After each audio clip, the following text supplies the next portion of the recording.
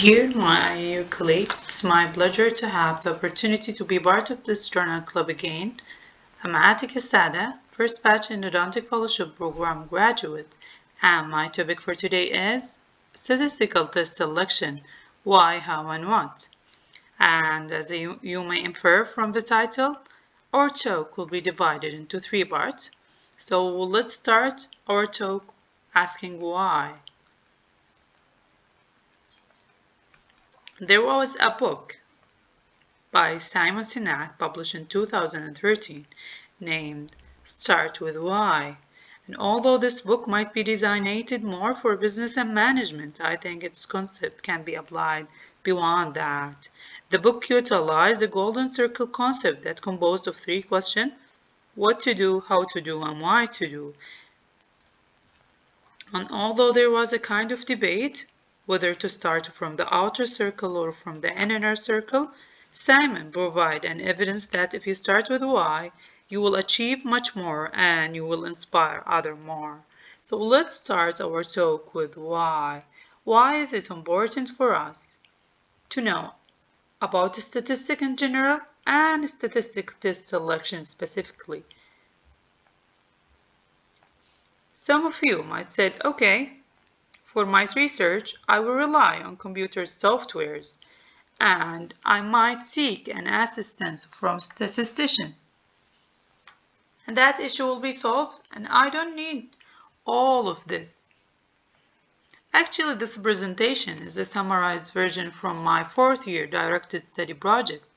And at that time, as I was deeply engaged in the research work and once Dr. Faisal asked us to look for an idea, I thought, okay, statistic will be a good choice.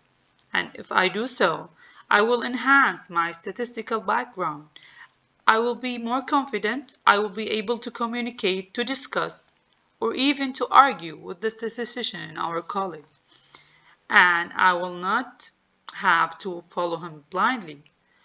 Additionally, I will regain my ability to run the computer statistical softwares.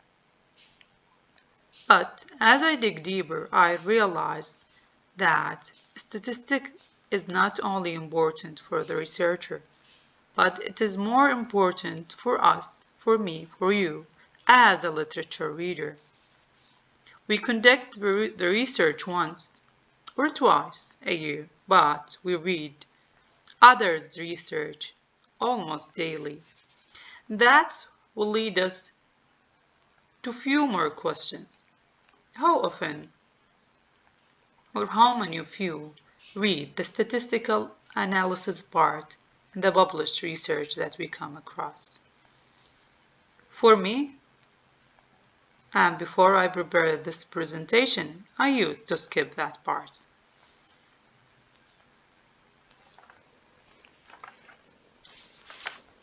Other question, how many of you can identify errors in a statistical test selection in the statistical analysis part? Actually, this is one of the published study that any one of you might come across without noticing that the authors fall in one of the common error in statistical test selection. That I was able, and I hope you will be able by the end of the presentation to identify it and correct the mistake. And don't think that's the only article with an error. Do you know actually that misuses of statistics is common and widespread, and the rate of misuse in medicine found to be range between 40 to 70%. The situation is even worse in dentistry. The rate of misuses is between 51 to 91, meaning that more than half of the publication that we come across have some sort of statistical error. And bear in mind that one of those who review the statistical methodology targeted only 10 well-established dental journals, among which the GOE, one of the strongest journals in the field of endodontics.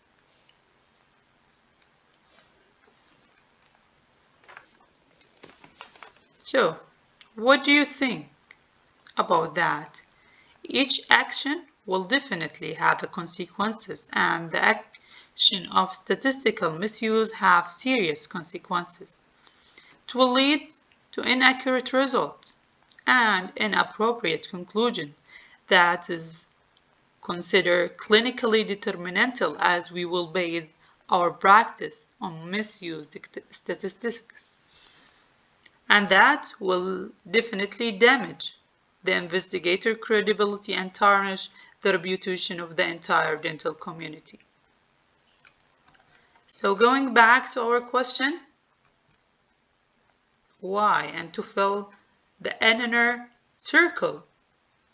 It's because the statistical software doesn't have the capability to match the correct test for the correct situation, so they need a human mind to guide them.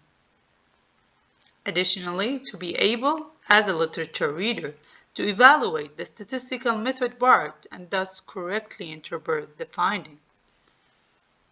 I wish I was able to convince you to appreciate to which extent statistics is important for us. See you in the second part, where we will move and answer the question how. Thank you for listening and have a great day.